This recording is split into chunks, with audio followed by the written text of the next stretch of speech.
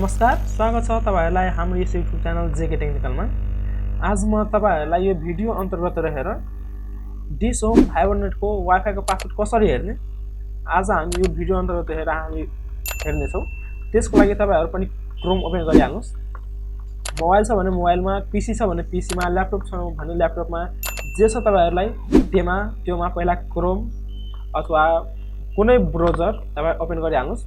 Browser open गरिसकेपछि search बारमा तपाई टाइप गर्नुस् 192.168.1.1 यति टाइप गरिसकेपछि इन्टर थिचिहाल्नुस्।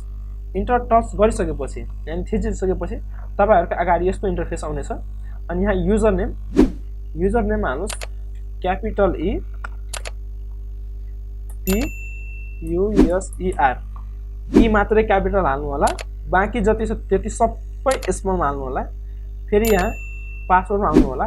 पासवर्डमा यहाँ हाल्नुस् युजर जस्ट अपोजिट सबै स्मलमा फेरि USER अनि त्यसपछि ई छ ई लाई क्यापिटलमा हाल्नु होला।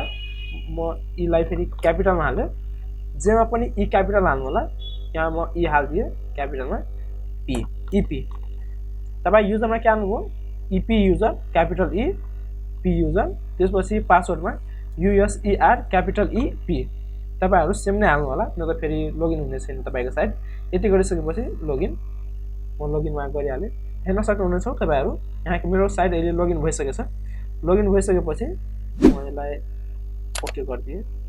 यति भइसकेपछि तपाईहरु कुनै ठाउँमा नछेडछाड गर्नु होला। डाइरेक्ट यहाँ छ वाइफाई कन्फिगरेसन योमा एकपल्ट टच गरिहाल्नु होला। हेर्नुस् योमा टच गरिसकेपछि यहाँ छ हाइड भएको अप्सन यसलाई अनहाइड गरिदिनु होला। यानी एकपल्ट योमा टच गरिहाल्नु होला।